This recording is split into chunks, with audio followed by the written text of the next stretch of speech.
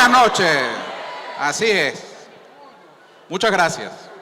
Miren, estamos complacidísimos de tener sala llena, casa llena, en esta Feria Internacional del Libro de Venezuela, en esta ocasión número 18, para presentar este libro, Hoguera de una adolescencia intemporal, del poeta Tarek William Saab.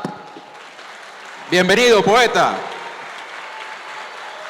Desprendido de sus atributos como fiscal general de la República y asistido ya no por los órganos auxiliares de justicia tradicionales, sino por la poesía técnica judicial.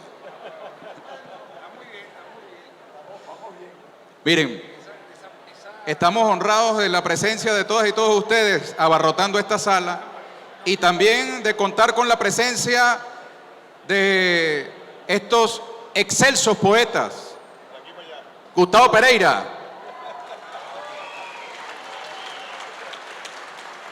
Esta feria, no se lo digan a nadie, va a tener entre sus joyas presentadas 2 publicaciones al menos de Gustavo.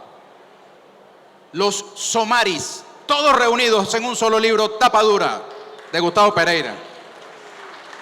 Corrijo, no son todos, porque todavía esperamos muchos más Somaris de Gustavo Pereira. Pero son todos los escritos hasta ahora. Y las historias del paraíso, también en una edición de un solo tomo, que va a ser de colección. Nos acompaña también un hijo ilustre de Carora, Luis Alberto Crespo, otro de los generales en jefe de la poesía venezolana. Además periodista, nadie es perfecto.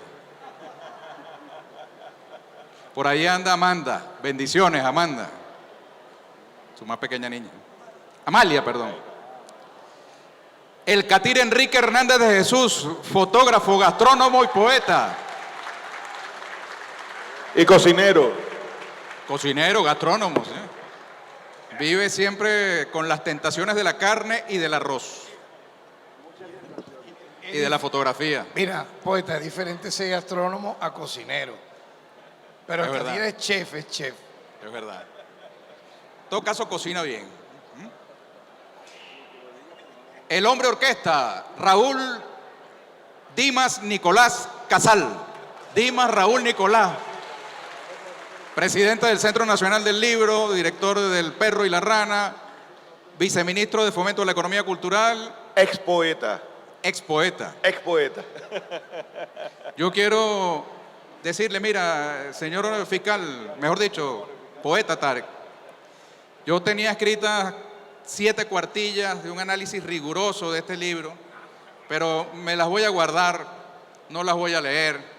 Solamente les voy a decir que me conmovió profundamente la dedicatoria que él hace a 2 mujeres de este libro. A su madre, aquí presente, y a su novia de juventud, Francis.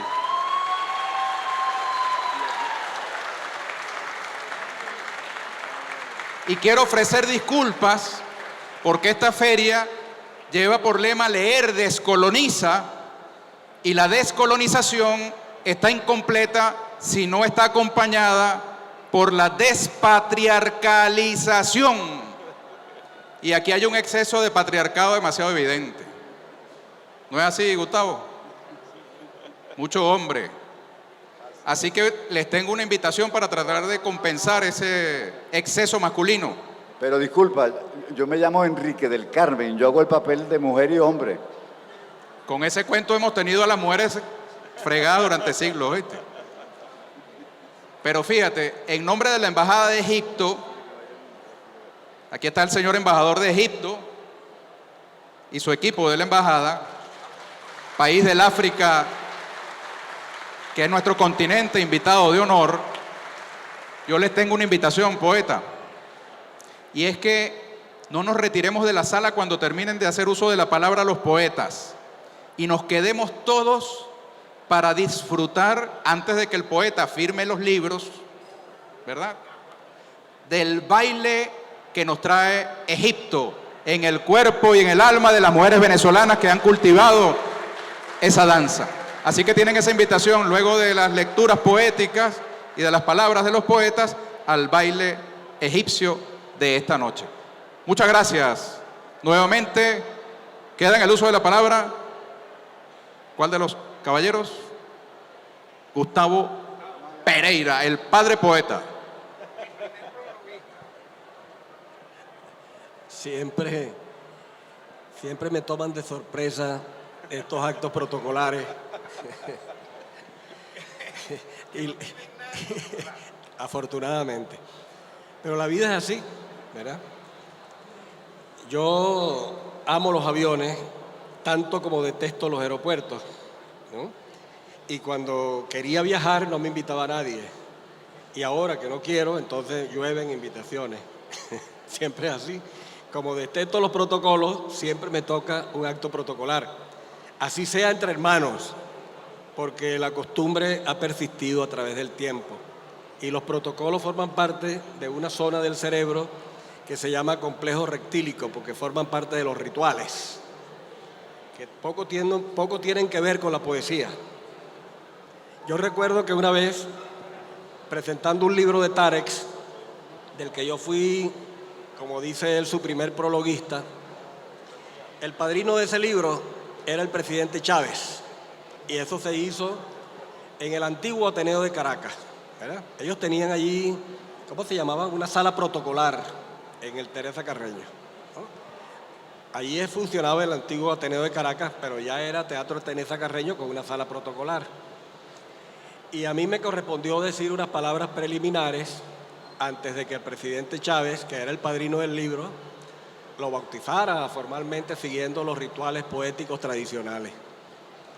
Y en las palabras que dije mencionaba esta cuestión de los protocolos y los rituales, a los que algunos escribidores de versos somos tan renuentes, digamos, ¿no? Y mencioné la cuestión del cerebro rectílico, que era responsable no solamente de la violencia, y no porque fuese esa parte neuronal del cerebro la responsable única, porque el cerebro está compuesto de hemisferios que se interconectan, ¿verdad? Pero en algunos a veces priva un hemisferio, a veces priva el otro, y en el caso de los actos de violencia, en los casos de la propiedad territorial, en el caso de las ambiciones, es decir, en el caso de los antivalores, funciona mucho el cerebro que llaman rectílico, que es el que nos emparenta con los animales prehistóricos, ¿verdad? Por fortuna tenemos también otros dos hemisferios, el neocórtex, el responsable de la razón, y el sistema límbico, en que los poetas, me imagino, que debemos tener un poquito más desarrollado que algunos otros, porque es el responsable de la imaginación, de los sueños, de los sentimientos, de todas esas cosas. Y cuando termino mis palabras me dice el presidente Chávez: poeta, eso que usted acaba de decir sobre ese complejo rectílico es una cuestión científica. Absolutamente, presidente. Acabo de leer un libro de un científico norteamericano, un astrofísico que yo admiro mucho, que es un divulgador, un gran divulgador de la ciencia, Carl Sagan, que tiene un estudio sobre las últimas investigaciones sobre el cerebro humano que se llama el cerebro de Broca, que les recomiendo. Allí usted puede ver los detalles de esas investigaciones. Y me dice, lo que ocurre es que alguna gente de la oposición parece que tuviera ese cerebro más desarrollado. Y así lo dijo en las palabras en honor de Tarek que pronunció esa vez. Y se refirió en su discurso casi exclusivamente al cerebro rectílico, ¿te acuerdas?, de una oposición que ya comenzaba a dar muestras del ejercicio de una violencia absolutamente irracional que llegó al punto que casi estuvimos a punto de una guerra civil. Por fortuna nuestro pueblo tiene unos valores ancestrales que resiste toda provocación hacia el odio, hacia la maldad, hacia todas esas cosas. Ese fue un acto muy hermoso, por supuesto, y rememorando a ese personaje tan poco conocido y tan calumniado y humillado por el imperio de los más media, de los medios de comunicación, como decía Noam Chomsky, la guerra de nuestro tiempo es la guerra por el control del pensamiento. Y de eso se ocupan los monopolios de los medios de comunicación. De modo que esto es un acto antimonopólico, antiimperialista, un acto de la poesía, un acto del bien contra el mal, un acto de la belleza contra el horror, un acto de la dignidad contra la indignidad. Y digo estas palabras en honor de Tarek, con una amistad de hace muchos años. No voy a decir cuántos para no relevar detalles íntimos, pero son bastantes. Muchísimas gracias.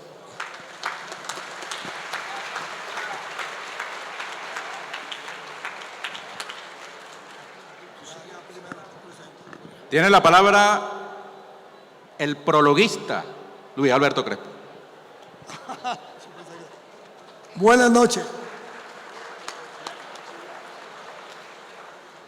Siempre he creído que los prólogos no se leen. No sé, raras veces se leen, porque fundamentalmente uno anda buscando el contenido del libro para uno apoderarse de su propia lectura, en ese juego extraño que hay que quien escribe no es el autor, sino el lector. Pero yo quiero hacer una síntesis antes de proponerle que yo lea el prólogo, es corto, pero es saber cómo fue que Tarek William apareció en la poesía venezolana, en términos colectivos, en términos de la lectura común. Yo estaba dirigiendo el papel literario del Nacional, el Nacional de Miguel Otero Silva, por supuesto, no este pobre periódico que todos conocemos. Yo dirigía el papel literario y una vez me puse a leer en Antorcha, el suplemento Antorcha, que fue un gran periódico del Oriente, tenía un suplemento literario y encuentro un poema que me conmovió porque era como un canto religioso, místico, y yo dije, este debe ser uno de esos viejos, errantes señores del Oriente que se quedaron a vivir allá en el Tigre. Este es un poeta, Tarek William Saab, ¿quién será? Debe ser un viejo poeta, uno de esos grandes sabios errantes que se vinieron a nuestro país. Estaba publicado en el suplemento y yo fui emocionado a pedirle permiso a Miguel Otero Silva, que era el director en ese momento, para reeditarlo, para publicarlo nosotros en el papel literario, y él me dijo, no puedo, porque nosotros no reeditamos textos. Yo le dije, pero es que se trata de un gran poema, un poema de un gran místico, ¿y tú lo conoces? No, eso es lo que me hace más fascinante todo, porque vamos a dar a conocer un poeta que es uno de esos viejos beduinos del desierto, etc. Dice, bueno, tratándose de que te emociona tanto, te autorizo, lo publico. Y entonces pasan unos días y oigo que me llaman de la puerta, me dice, mira, ahí hay un joven que quiere hablar con usted. Él viene del Tigre. Bueno, ¿cómo no? Dile que pase a la redacción. 1984. Entonces, yo veo un muchacho flaquito, así como este, pues, que se para en la puerta y me dice, ajá, bueno, buenos días, joven, ¿quién es usted? Yo soy Tarek William Saab. ¿Cómo? ¿Tú escribiste ese poema? ¿Tú? ¿Estás seguro? Yo fui el autor de ese poema. Así comienza la vida poética de Enrique Hernández de Jesús. Sabe muy bien por qué lo dice, porque él también está en esos orígenes de lo que fue la poesía de Tarek William, que uno la conocía de una forma muy velada, ¿no? Pero que en ese momento que aparecía en el papel literario, todos nosotros, en nuestro equipo, en nuestro mundo, la tribu pues nuestra, comienza a conocer un poeta que no fue ningún viejo beduino, sino que fue un joven que venía del Tigre. Ahora, desde ese momento comienzo yo a mantener una relación, no solamente ya de nueva amistad o de recién nacida amistad, sino de admiración. Y comienzo a seguir los pasos de Tariq William Saab. ¿Cómo fue ese paso? Se dio esa relación extraña que hay entre la capital y el interior en ese momento, donde uno muy pocas veces encuentra el vínculo, ¿verdad? Porque claro, no era el de hoy, no es la Venezuela de hoy, sino la Venezuela más lenta, ¿no? Hasta que comienza a surgir este joven poeta, no solamente que ese es el espíritu de este prólogo, de este libro, comienza a surgir como un lector en primer lugar, como alguien ávido de buscar al otro, es decir, un instinto de sociabilizarse. Eso es importante por lo siguiente, porque comienza su conducta de hombre de sensibilidad colectiva, pero a través de la escritura, no tanto de la poesía solamente, sino concomitante, ¿no? Entrevistas, lecturas de libros, estamos ahí nosotros en esas lecturas. Están los viajes que realiza Tariq William Saab a participar en eventos poéticos.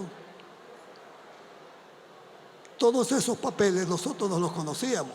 Salían muchos de ellos, o salían publicados en los periódicos del Tigre, en revistas, pero que no tenían una difusión común, colectiva.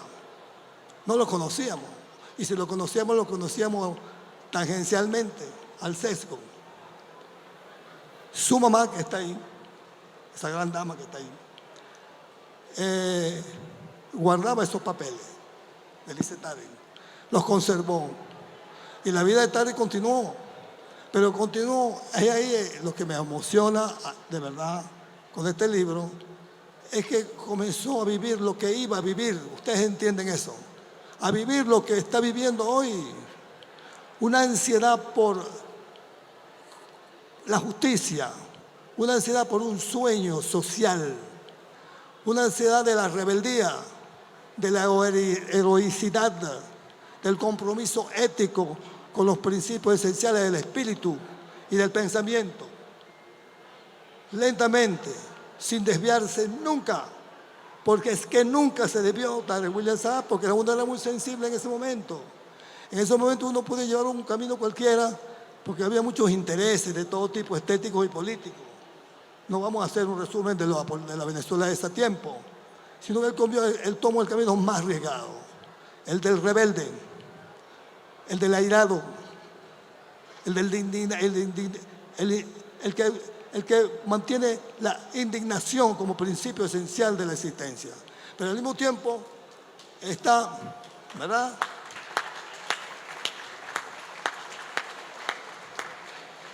está su obra naciente, y su obra naciente es el reflejo fiel de esas exigencias éticas, políticas, estéticas, espiritualistas. Comienza entonces a construir una obra poética que es vecina de su ansiedad de encontrarse al otro, de encontrar a un pueblo, a una idea, a un principio esencial de rebelión. Ese es, en síntesis, lo que realmente Tariq William forjó como destino. Mientras tanto, nosotros comenzamos a leer su poesía. Y su poesía nunca fue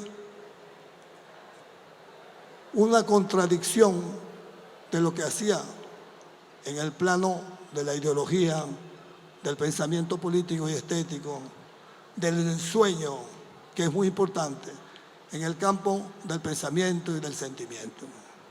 Están ahí exactamente transparentes. Es una cosa, es algo realmente admirable, pero nosotros no habíamos descubierto, en el caso mío personalmente, no habíamos descubierto que todo estaba aquí. Todo estaba aquí, sino todo, la esencia. Y la esencia era esa hermandad de que la obra poética y la obra humana eran una sola cosa. y de que el hombre poeta no está solo y que tiene un compromiso serio, que es el de buscar al hombre con su riesgo de dignidad humana. El hombre enfrentado a la injusticia y al oprobio, por ejemplo. Pero al mismo tiempo al héroe. Y al mismo tiempo, por supuesto, a la amada. A la amada con la cual tiene una relación, y todos lo sabemos, porque el amor es así, muy entre la paz y la angustia, entre el adiós y el encuentro. Entonces, claro, lo que admiro yo cuando me dice Tarek que va a exhumar estos papeles, yo digo, sí, no sabía, pero ¿cómo? Me cuenta cómo fueron guardados por su madre y que los tiene conservados. Yo digo, en una caja, bueno, pero yo digo, hay momentos en que uno no hizo eso para con el destino que se convierte en un libro, no, lo hace por emoción inmediata, entrevistas, lecturas, reflexiones políticas, una especie de miscelánea que iba él expresando de forma diversa. Entonces resulta que cuando voy a cotejarlo, voy a hacer un análisis crítico, ¿no? O evaluativo de lo que realmente propone Tarek William que pueda ser ofrecido a nosotros los lectores. Me asombra no solamente la manera como está escrito, el lenguaje, el estilo, la buena prosa y sobre todo, más que todo eso, el conocimiento erudito e intuitivo de lo que él amaba y sigue amando, que es la belleza. Y la belleza no solamente como sosiego, sino como miedo también. La belleza perseguida, la belleza acosada. Y la belleza es el sueño político y el sueño humano y el sueño estético unidos en una sola línea. Es verdad.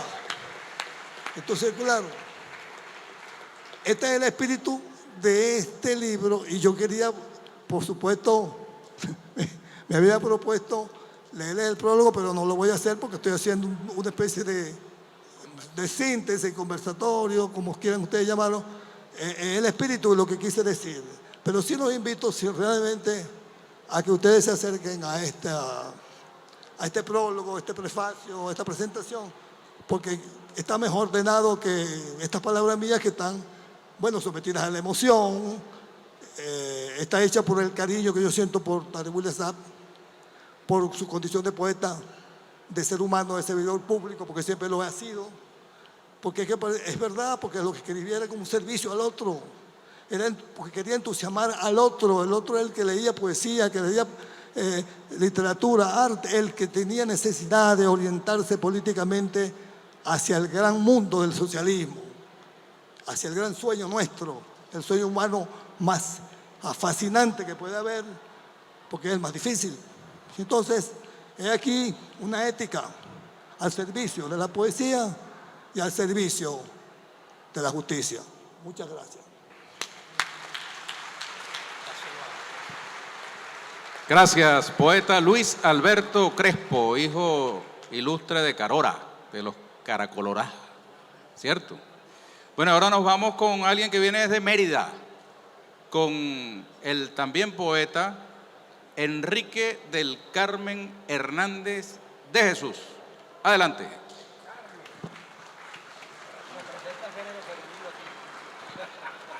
Tarek se sorprende que yo sea del Carmen y tengo 40 y pico de años conociéndolo.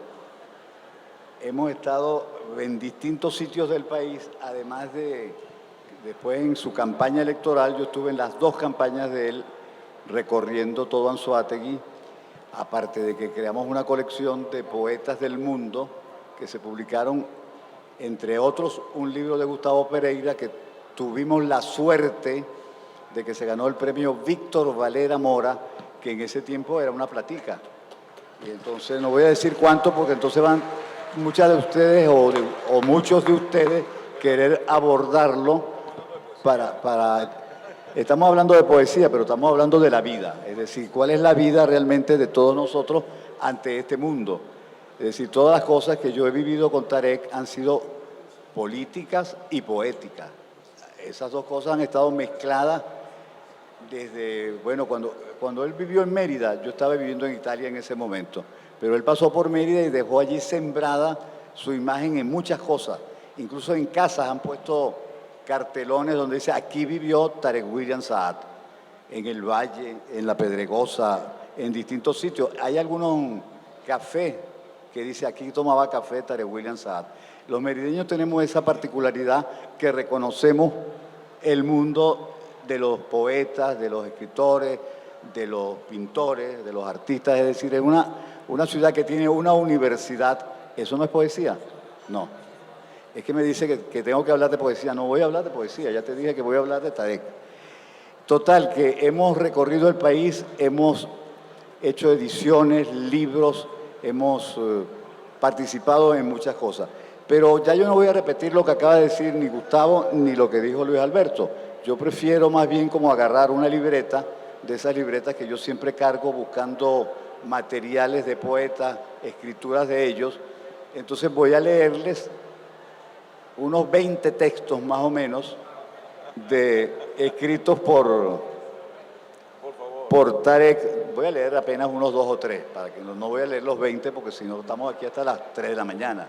Y yo tengo muchas cosas que hacer ahorita porque después tengo que escribir La Unión Libre, que es una página que yo hago de poesía y fotografía. Entonces, los sábados es que yo trabajo en La Unión Libre, pero estoy aquí con mi hermano Tarek William Saad porque bueno, para decir algunas palabras, mejor dicho, para decir los disparates que siempre digo, exactamente. Esto está escrito el 13/1 del 2022. Tarek William Saad. La poesía para mí es un estado especial, extraordinario del alma y la psiquis que impacta la existencia de una forma inédita hasta el último día de nuestras vidas. Lo leo así un poco confuso porque es manuscrito, ¿no? Aunque Tarek tiene una letra muy clara, en algunos momentos se le va a uno una palabra, pero por eso lo estoy leyendo con más lentitud. El 22/1 del 2022 escribió: escribo poesía por una voluntad juvenil y una vocación de expresar mis emociones, sentimientos y vivencias existenciales, nacidas a partir del desamparo, la desolación y el fervor que van unidos a la nostalgia y a los sueños. Tarek William Saad. Y el último, no aplaudan sino al final, pero al final bastante, por favor. Y el último que voy a leer dice, es el 22/1 del 2022. Mi poesía nace de un largo ejercicio de la memoria y el testimonio de vivir. De allí suelen surgir, como un aluvión que se expande, escenas e imágenes de sucesos, paisajes, cruces del alma que me acompañarán hasta el final del viaje. Creo que hasta ahí llega mis 3 textos que voy a leer, que leí de Tarek. Estoy muy contento de estar aquí realmente. Me hacen caso, dije que al final, pero no exageren. No. Que me aplaudan bastante, pero sin exageración. Estoy, bueno, muy bien acá con Tarek porque lo acompaño y lo voy a acompañar siempre. Hemos estado juntos en miles de cosas y vamos a estar juntos en otras miles porque el país nos necesita para poder seguir haciendo, yo digo, las cosas buenas que hace Tarek por los niños, que hace las cosas buenas por la familia, por la gente, por las mujeres, la defensa todo el tiempo de nuestra gente. Además de los animales, yo me siento un animal de costumbre y soy un defensor, un protegido de Tarek en ese sentido. Aquí hay gente que vino a saludarlo para darle las gracias por los favores que Tarek le ha hecho en el sentido de que lo ha ayudado a solucionar un problema familiar. Y entonces, bueno, hay una dama muy hermosa que le va a dar a Tarek, le trajo un regalo y lo anuncio porque yo quiero que ella después, al final, suba acá con sus 2 hijos para que esté con Tarek y lo salude. Bueno, gracias y vamos a darle la palabra al compañero acá. Bueno, aquí... Tiene la palabra Dimas Raúl Nicolás Casal. Mira, sabes que aquí dentro del público hay un compañero que es fiscal también, se llama Enrique Arrieta, y es de los que me conoce como Dimas, porque estudiamos juntos, no, mi primer nombre, es un seudónimo, que es cuando a uno le dicen Dimas, entonces me recuerdo toda una época. Y esa época fue la que conocí la poesía de Tarek. Yo recuerdo que él fue en un premio de literatura de Coello Latinoamericano, mandó sus poemas y quedó finalista en ese premio. Año 86. La tiene bastante clara en la memoria y por eso esta hoguera de una adolescencia intemporal, porque hay mucha memoria ahí.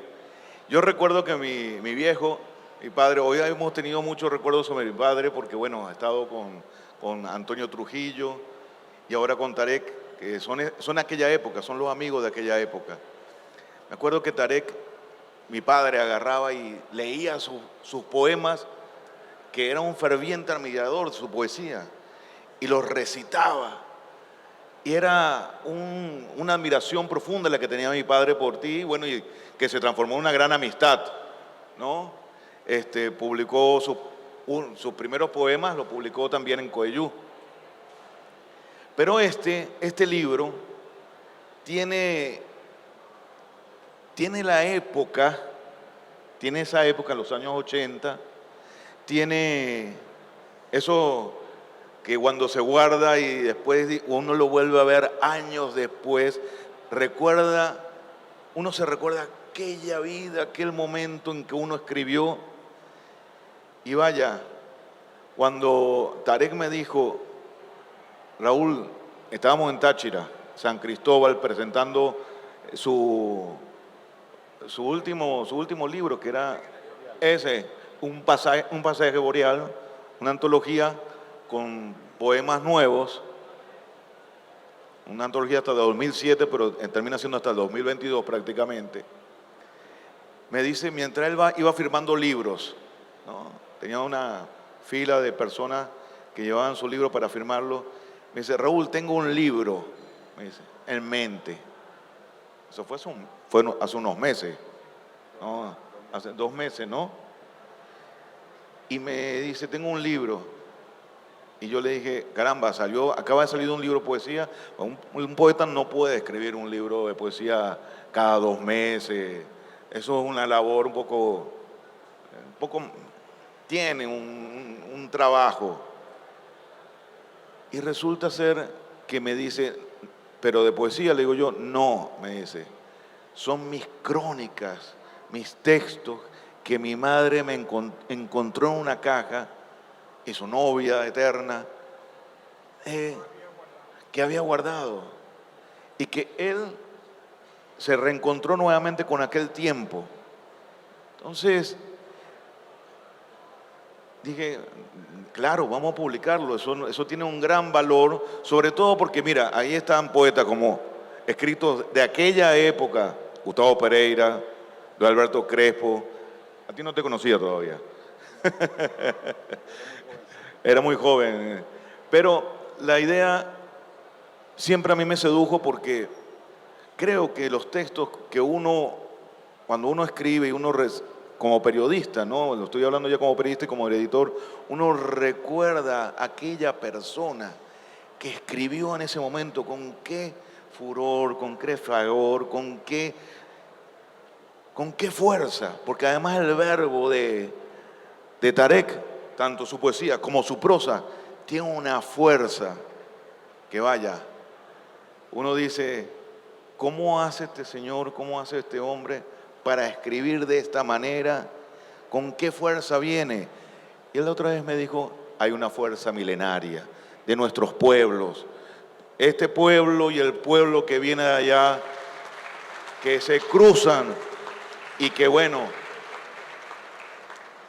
estos pueblos nos hacen a nosotros y él encontró un camino y ese camino están cruzados y están en este libro que la verdad, Hoguera de una adolescencia intemporal, van a encontrar un Tarek inédito. Aunque fue editado en su momento, hoy es un Tarek inédito.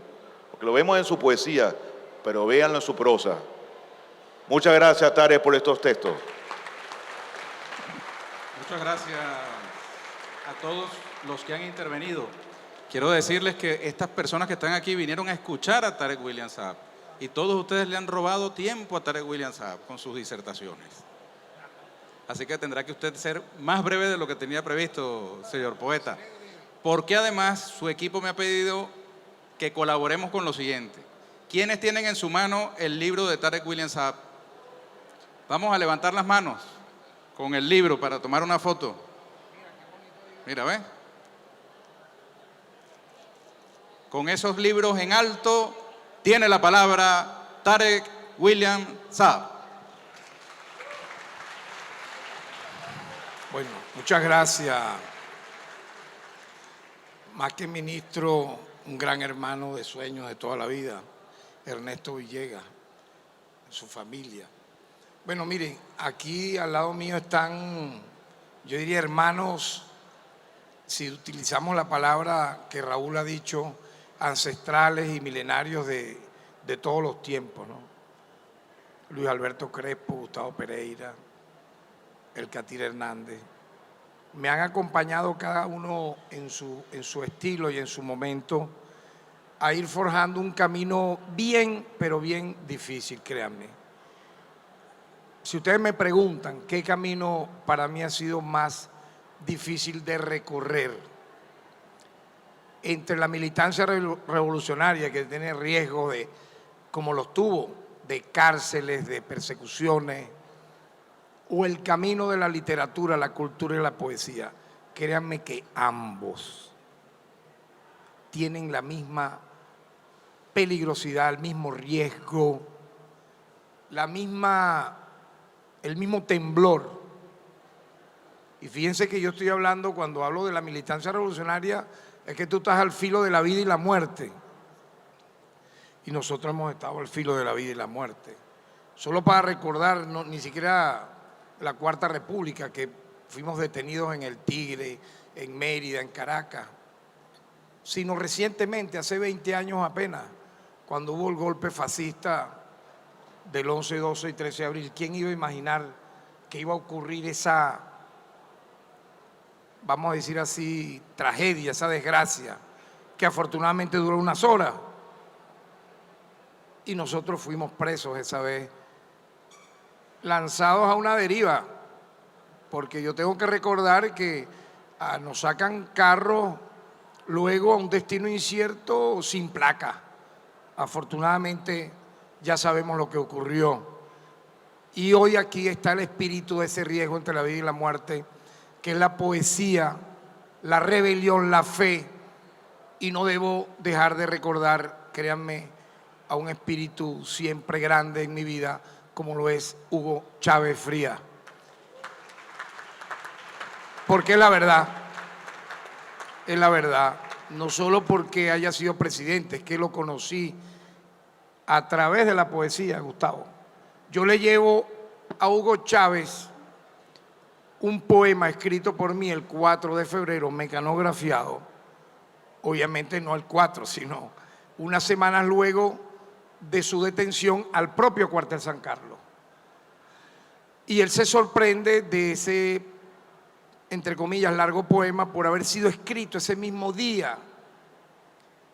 El poema se llama Maizanta. Gracias a Francisco Prada Barazarte, el flaco Prada, yo se lo dediqué a su mamá. Él me dijo, ese poema debe dedicárselo a su madre, entre otros, obviamente, a Elena Frías, y así lo hice. nunca pensé, nunca creí que a partir de ese momento podía haber nacido esa histórica amistad entre nosotros. Eso ocurrió a finales de febrero de ese año 92, hace 30 años. Y vean ustedes que apenas Chávez asume la presidencia, lo recordaba muy bien nuestro querido hermano y maestro Gustavo Pereira, en el mes de julio del año 99, él presenta un libro nuestro, Ángel Caído Ángel, en el Teresa Carreño, y allí nos reencontramos todos los poetas de aquellos tiempos, y fue de verdad una velada inolvidable, ¿no? Y debo recordarlo y pensar en él también porque obviamente cuando uno habla entonces ya de la poesía escrita, hablada, pensada, nos pasa esa misma tensión. Uno siente que está entre el filo de la vida y la muerte. ¿Por qué? Porque los pensamientos, los paisajes, lo que viste, lo que recordaste, lo que en un momento, y es mi forma de escribir, me asedian imágenes que van convirtiéndose en mi mente, en fotografía, en especie de películas, fragmentos que luego tengo el desafío de ordenar. Y yo tengo la costumbre de escribir a medianoche, de madrugada, y entonces es ahí donde ocurre lo que pudiera decir el maestro de maestros, Rimbaud, la iluminación del momento. Raúl ha sido muy ágil en decir que este libro pudiera tener una faceta inédita nuestra, porque la gente nos recuerda más como el poeta que escribe en verso. Pero aquí ustedes van a encontrar una prosa literaria y poética que a su manera, a su forma muy particular, relee y reinterpreta, por ejemplo, la poesía del Chino Valera Mora, un gran inspirador nuestro, con su libro Amanecí de Bala, al propio Gustavo Pereira, al propio Luis Alberto Crespo. Yo aquí escribí ensayos que estuvieron en papeles olvidados en una caja, pero que primero no fue en una caja. Yo aquí voy a leer una hoja que conmovió a Ernesto Villegas, donde yo narro cómo yo recupero estas hojas, algunas mecanografiadas, otras publicadas en la época en los diarios Antorcha, el papel literario del Nacional, Últimas Noticias, entre otras. Pero también fotografías de aquellos tiempos, de viajes que hicimos nosotros por el mundo. Yo debo decir que mis viajes fuera de Venezuela nunca se debieron a la política o nada que tenga que ver con el poder, se debieron a la poesía, porque me ganaba premios, muy pocos internacionales, pero me gané al menos 2 que me permitieron en aquellos lejanos años, principios de los 90, ir a Europa, estar en España, estar en Francia, luego en México, para reencontrarme con quién. Y allí yo narro parte de esto también. Oye, gracias a ese premio de poesía que me gano en el año 93, fui al Foro Literatura y Compromiso en Málaga, España, para compartir 3 semanas, Gustavo, 21 días, con varios escritores laureados a esos nobles escritores, que para llegar ahí teníamos que ganarnos el premio. Entonces eran de Hispanoamérica, de toda Hispanoamérica, agregando Brasil, agregando a Portugal y a España, obviamente Hispanoamérica, ¿no? Pero agregaban a Portugal. Hubo representación de todos esos países, jóvenes escritores. Y allí nos daban los talleres y las charlas, yo diría gigantes como Augusto Roa Bastos, Mario Benedetti, José Saramago, Wolso Yinka. Eran premios Nobel algunos y otros en camino, Jorge Amado, entre otros, para que tengamos una idea del impacto que para un escritor hasta los 30 años, era entre los 15 y 30 los que podíamos concursar. Yo estaba al filo, pues, y ya tenía para ese momento del concurso 3 libros editados, que eran Los ríos de la ira, cuyo prólogo lo hace nuestro querido hermano Gustavo Pereira, Príncipe de lluvia y duelo, cuyo prólogo lo hace nuestro otro gran hermano Luis Alberto Crespo, y El hacha de los santos, cuyo prólogo lo hizo en su época Douglas Bravo, entrañable, nostálgico también, y Jesús Sanós Hernández. Entonces yo concurso enviando esos 3 libros.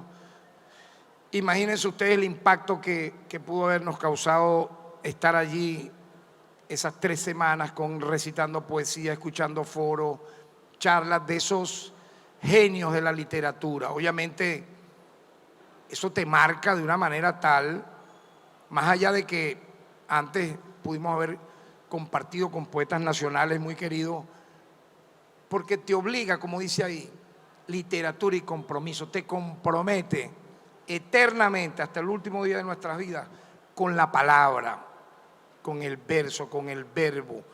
Por algo hay una profecía que dice, lo primero fue el verbo y el verbo era Dios.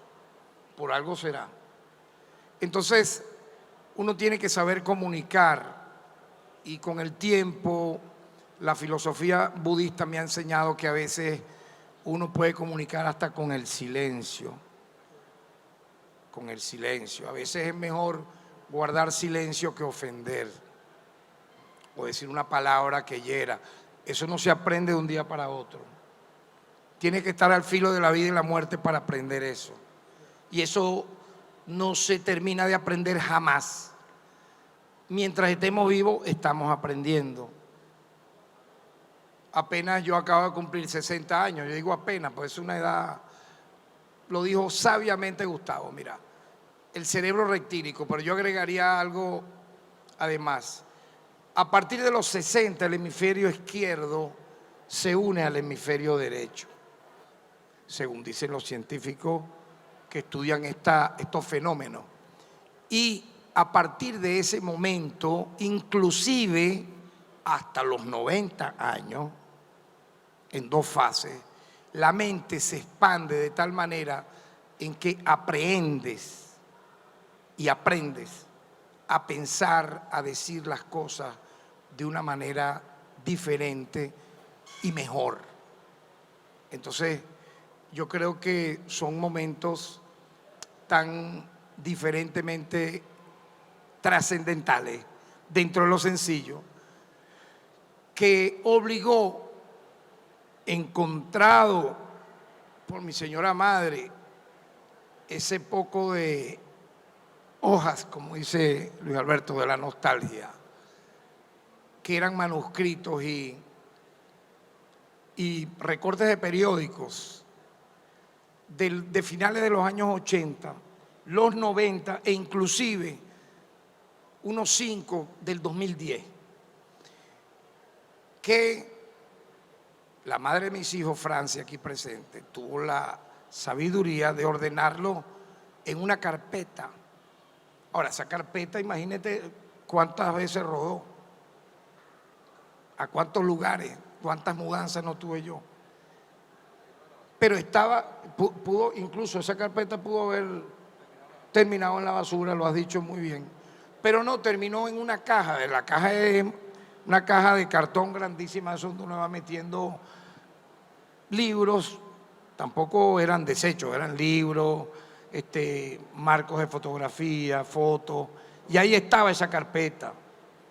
Entonces yo le dije a Raúl, mira, ¿sabes qué?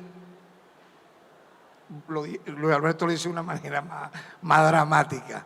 Dice exhumados, fueron exhumados. Bueno, yo le digo, encontré una carpeta, imagínate tú, donde tengo escritos de finales de los 80, publicados unos, otros no, que merecen ser editados. Yo te lo voy a mandar a ver qué te parece.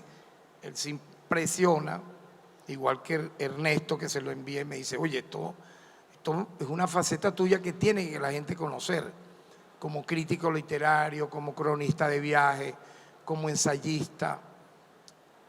Y así fue que llegamos acá. Ahora, yo debo agradecer a Dalia y a Evelyn, no sé si estarán por aquí, que tuvieron la paciencia, ambas, de ir ese poco de, ese carpeta, ese poco de papeles.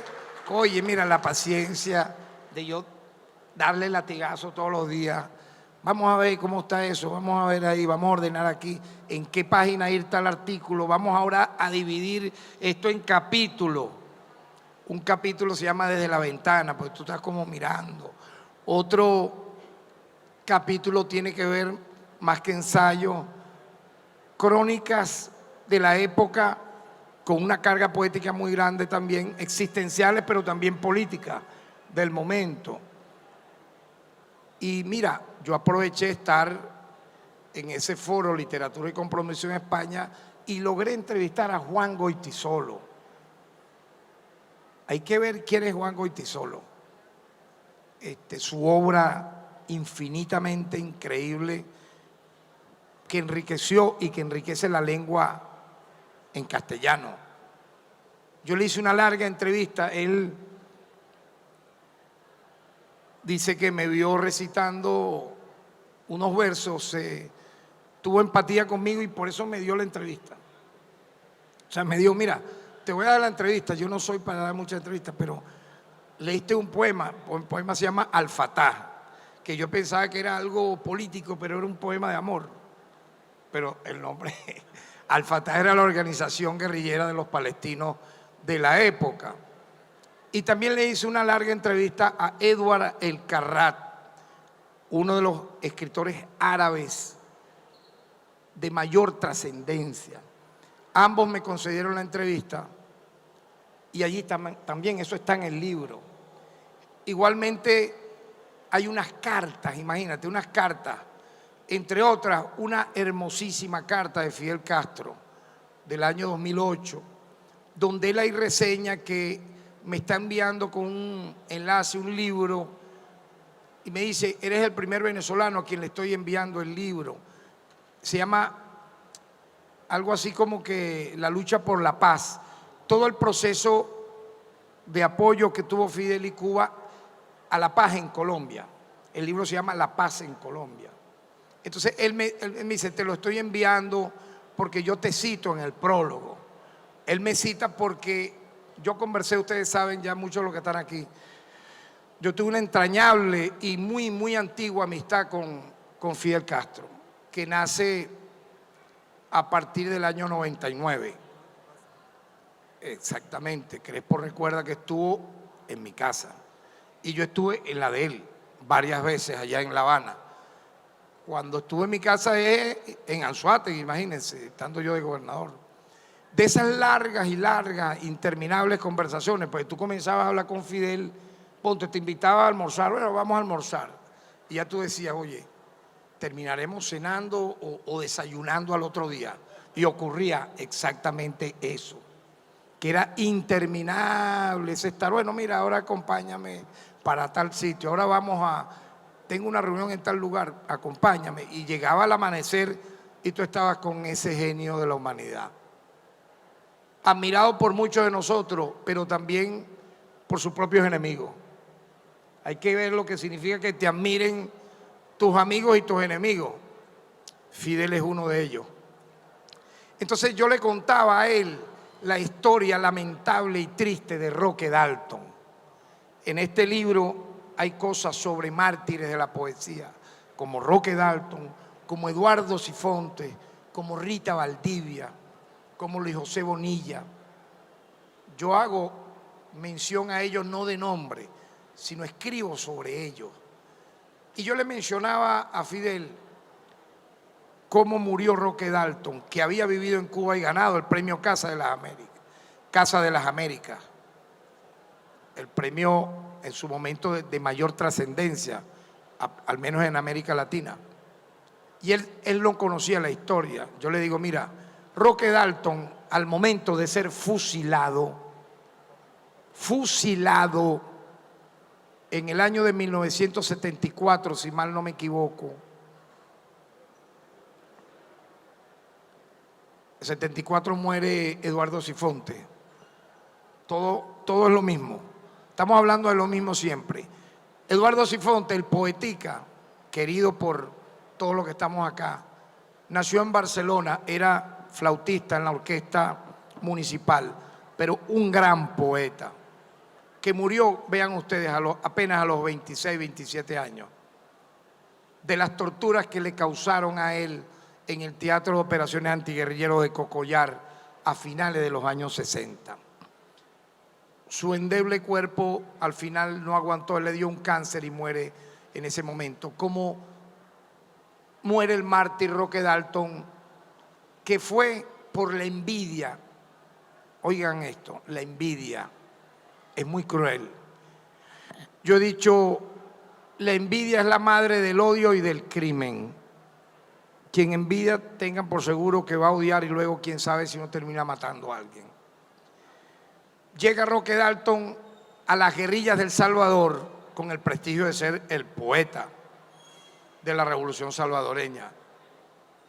Y renunció a todo para irse a las guerrillas del Salvador. Y se ingresa al Ejército Revolucionario del Pueblo, el ERP. Y ahí estaba un tristemente célebre sujeto, teniendo Roque casi 39, 40 años. Y el autor intelectual, el que ordena su muerte, apenas 22 años. Me refiero, no sé cómo describir al monstruo, vamos a decirlo, un monstruo llamado Joaquín Villalobos. Joaquín Villalobos ordena fusilar a Roque Dalton, acusándolo de que era agente de la CIA, cuando el agente de la CIA terminó siendo Joaquín Villalobos. Un hombre entregado, luego entregó todo a todas las fuerzas guerrilleras del ERP poco a poco. Cuando se desmoviliza la guerrilla del ERP, le sirvió a la CIA.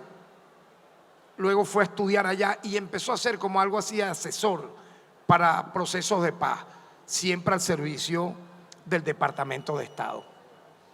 Yo narro esas cosas en este libro, para que vean ustedes lo que Raúl refiere no es por decirlo.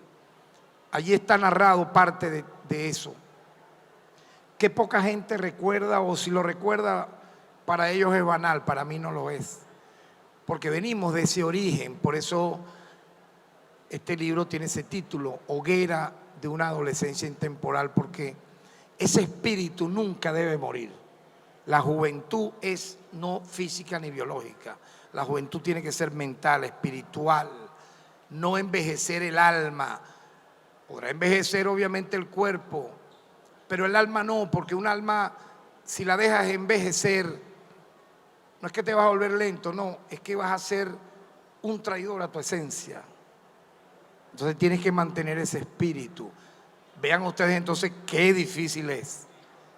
Qué difícil es ser un poeta, meterse en los caminos misteriosos y enigmáticos de la literatura, del pensamiento y sobrevivir a eso. ¿Cuántos no han enloquecido en ese desafío?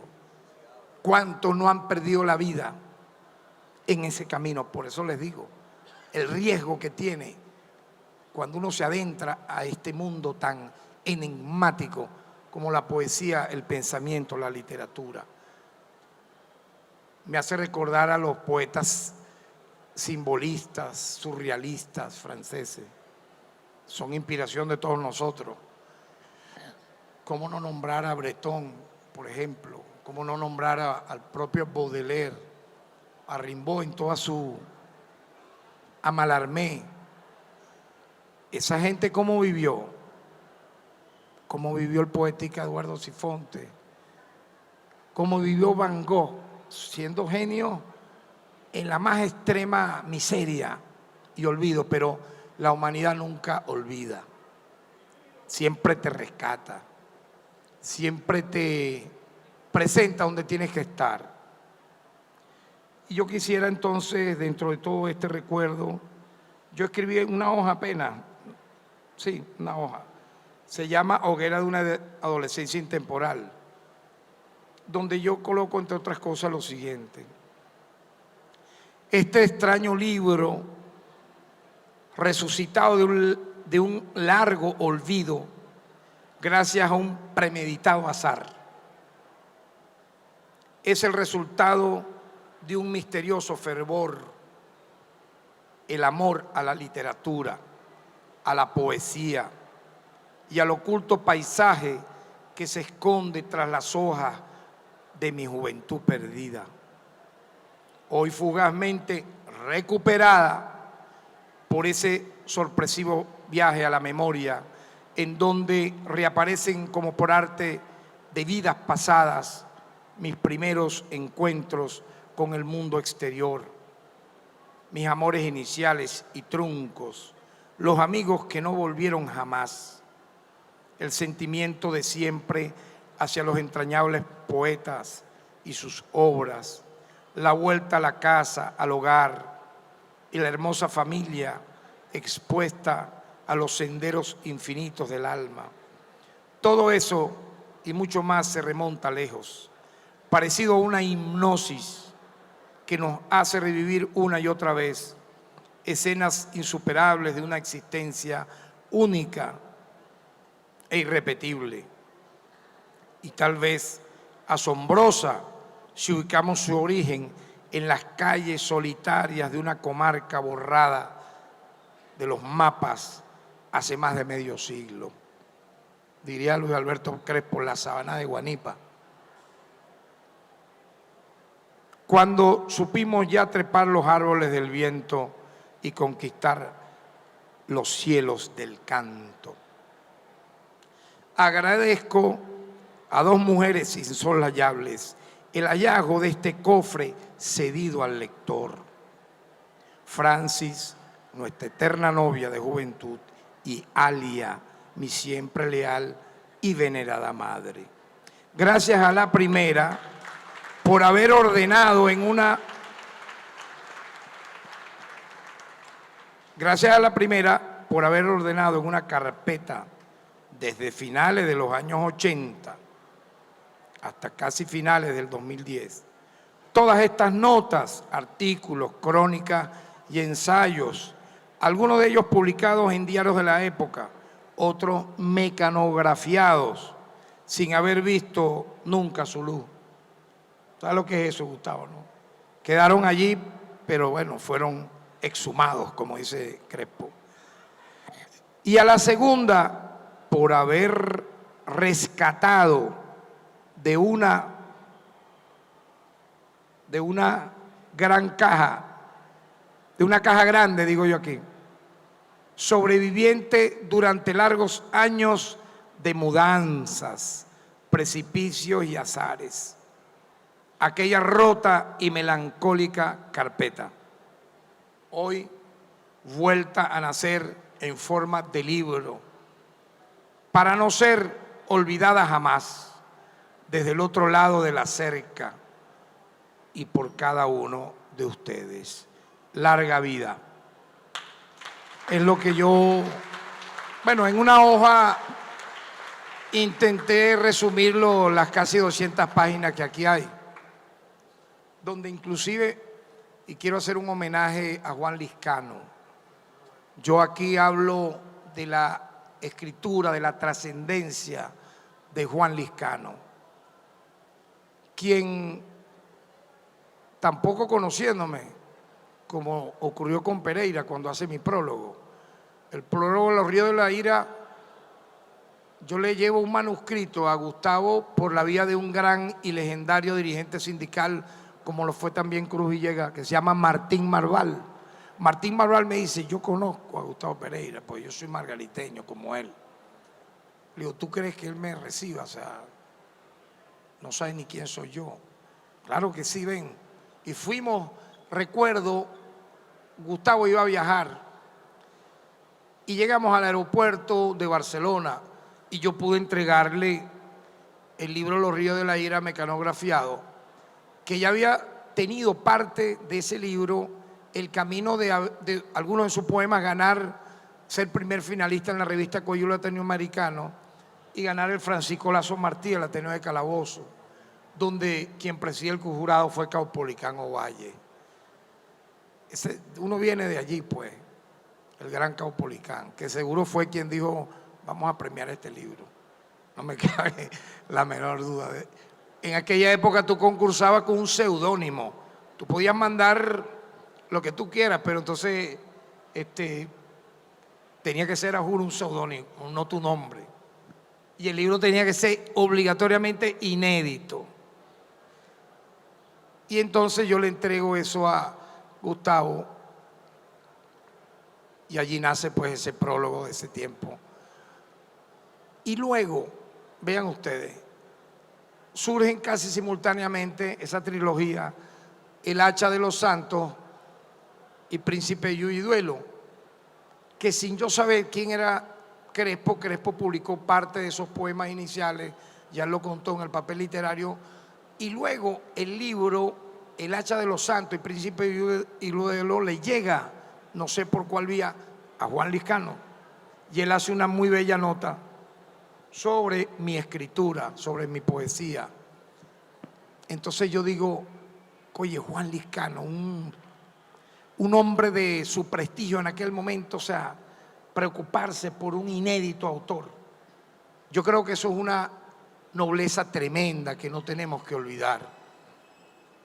Nunca tener la vanidad, la soberbia de creerse que ya lo tienes todo y recordar que vienen esas generaciones.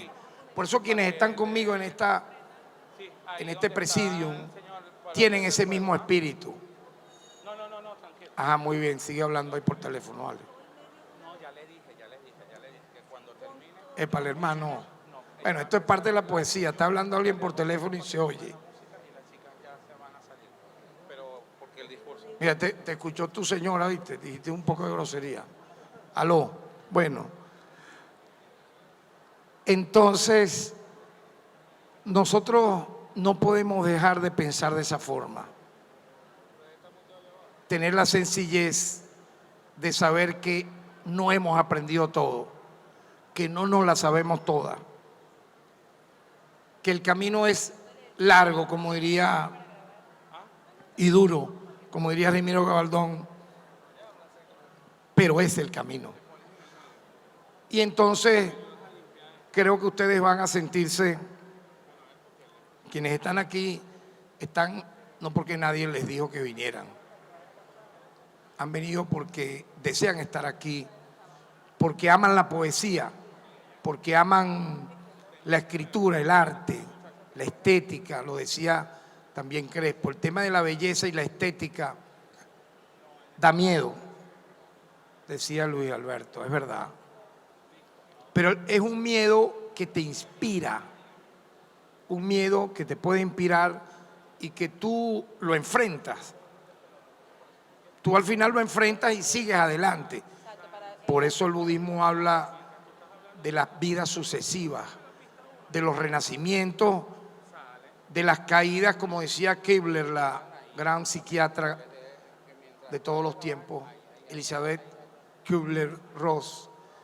Las personas de una gran belleza surgen de las cenizas, surgen del fracaso, surgen de haber caído en lo más bajo fondo para luego resucitar y seguir adelante.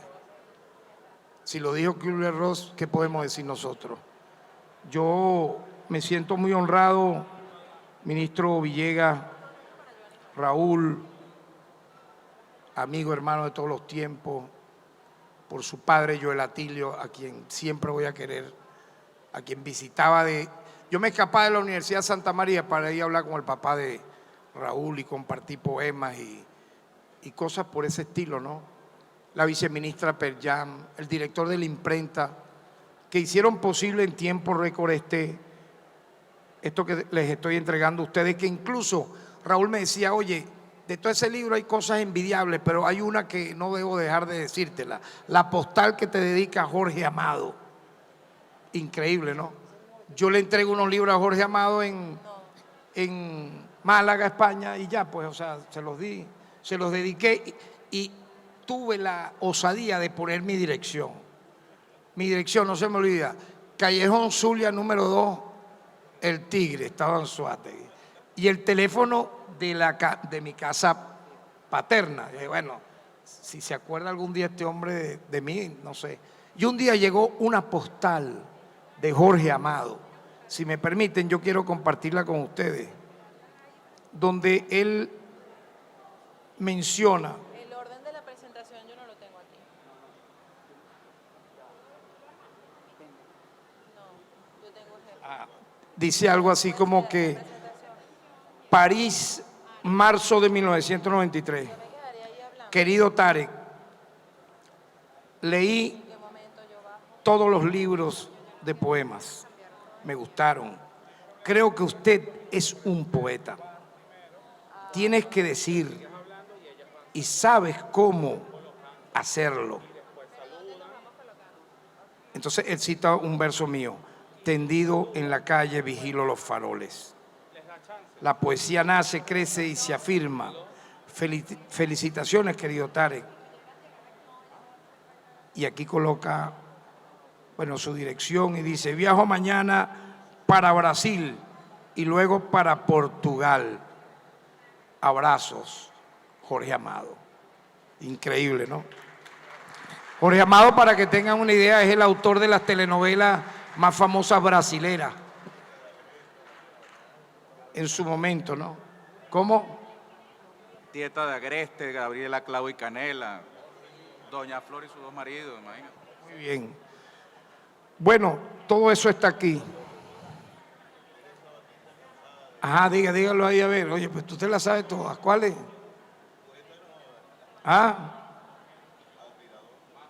Yo quería, ya voy a terminar. Yo quería leer, no puedo dejar de leer esta carta de Fidel que dice: querido Tarek, te envío el primer ejemplar de un pequeño libro que resalta y es fruto de dice aquí, de la fortuna que hice hace meses de editarlo. Dice, son mis apuntes sobre Marulanda. Y él habla aquí de los aportes de la paz, pero yo quiero ir a la parte testimonial, ¿no? Él dice, en el capítulo 9 introduzco una apretada síntesis de lo relevante que hicimos para conocer con la lucha de los sandinistas entre la victoria que obtuvieron del año 19 de julio de 1979. Refería estos días tu carta, recibí en estos días tu carta manuscrita sobre tu apoyo revolucionario a Cuba. Y él dice, te lo agradezco mucho, poeta, viejo amigo y brillante escritor. Saludo para tu inolvidable y bella familia. Espero que saques muchos votos el 23. Coloca su firma y pone noviembre 10 del año 2008. Eran días previos a las elecciones para mi reelección como gobernador en el estado de Anzoátegui. Como ustedes verán, entonces aquí lo que hay es amor a la literatura, amor, nada más se ve en sus títulos, pues, amor a los autores nuestros, amor por los recuerdos, por la memoria.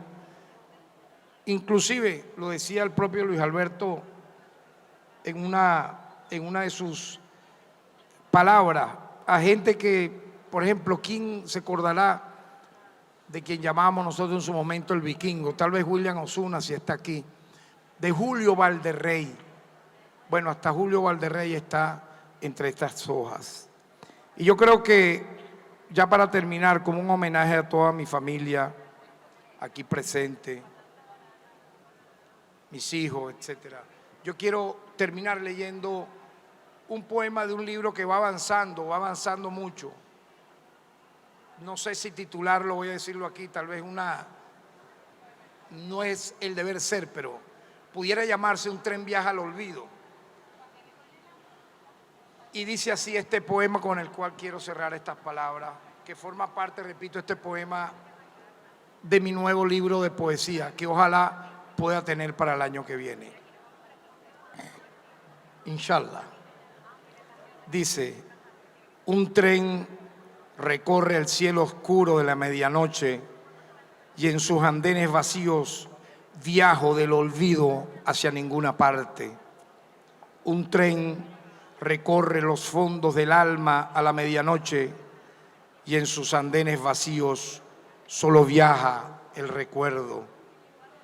Aquel mundo desconocido que no pudimos ver jamás, ciudades remotas extraviadas en el misterio, idílicos paisajes, rostros de pálidas princesas disueltas entre luces y niebla. Más lejos del firmamento yace el páramo, la cordillera blanca y nevada, los luminosos colores, el imprevisto rayo del otoño que no cesa. Pájaros retornan del invierno y cruzan sus alas en las aguas del mar océano, ahogadas en el ocaso, huérfanos de barcos y veleros. Conmigo regresan solitarios a los juegos y aventuras que tuve callado durante largas temporadas de riesgo. Lejos, muy lejos del calor y la paz familiar que entraña la casa y el bullicio.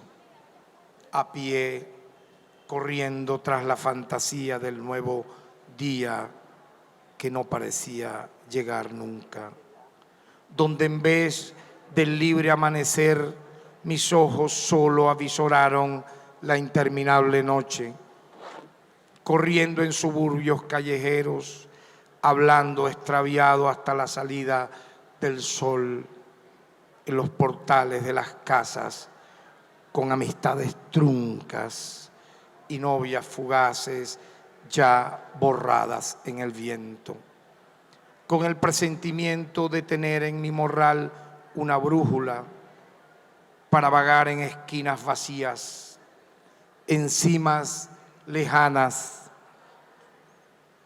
estrellado en muros rotos, levantado milagrosamente de otras fracturas, esquivo los motores y al humo y su rudo engranaje. Melancólico, caminando, con la fuerza de los nómadas que descubren plazas y parques y terrenos baldíos y cielos tras la niebla y el frío y árboles casi siempre sin nidos ni pájaros. Y semejante a una novela cuyas páginas permanecen blancas y limpias, ya al final del enigmático sendero, otra vez, una vez, igual a la pared que cierra su pequeña puerta y la abre, miro hacia adentro como un fogonazo de luz, la sonrisa triste de mi padre muerto. Imágenes de una extraña belleza flotando junto a mí desde la eternidad, regresando de un largo sueño. Muchas gracias a todos ustedes por estar aquí y por hacer posible esta hoguera de una adolescencia intemporal. Muchas gracias.